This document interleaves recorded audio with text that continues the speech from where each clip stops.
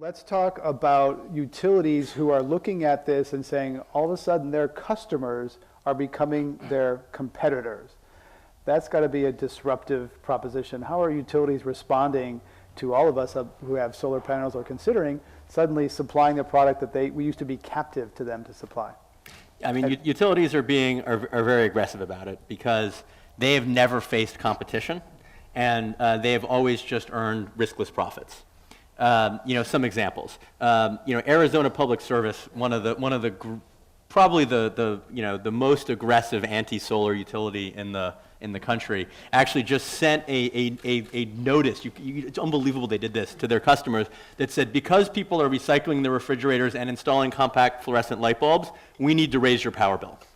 Like, the idea that they might want to reduce their costs when their revenues go down. It was like, well, our profit has to stay the same, and we can't cut costs, so we must have to raise revenues because, people are buying less power because they're installing compact fluorescent light bulbs or solar systems. But like, it's insurance. Literally, it's a little note that went out that says, and it was like $2 a month or so per customer, that because of energy efficiency, because you are doing these things, we're now going to have to charge you more. Yep. Or for instance, so SDG&E. In San Diego, gas and electric, very aggressive about its dislike for distributed solar.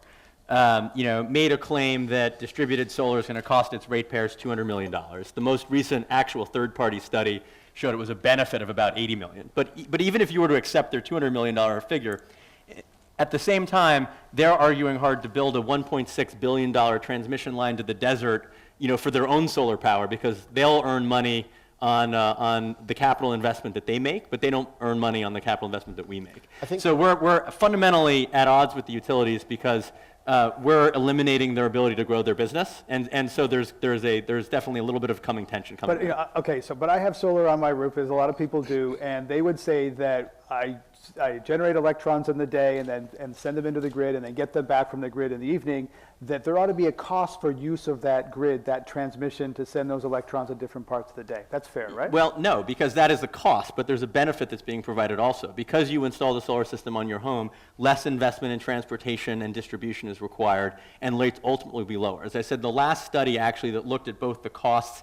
and the benefits of people installing solar concluded that there is a net benefit to the system of the installation of solar power. So utilities should be paying customers? Danny Kennedy? At a higher level, the question's really about the utility business model and the fact that it doesn't make sense in the 21st century. They've got this Faustian deal they struck to get a regulated monopoly, have had no competition, haven't innovated much, still use the same old steam turbines they did in the 1890s. And now along come us with this disruptive, modular technology made out of silicon that just produces stuff from sunlight without any boiling of water or transmission systems or any of that. And they're challenged by that. And I get it, and they're sort of schizophrenic. To answer your question, how are utilities responding? Some are trying to embrace it. Utilities are a big class of companies. NRG stands out as a company that rhetorically at least has said a lot of great things about distributed generation.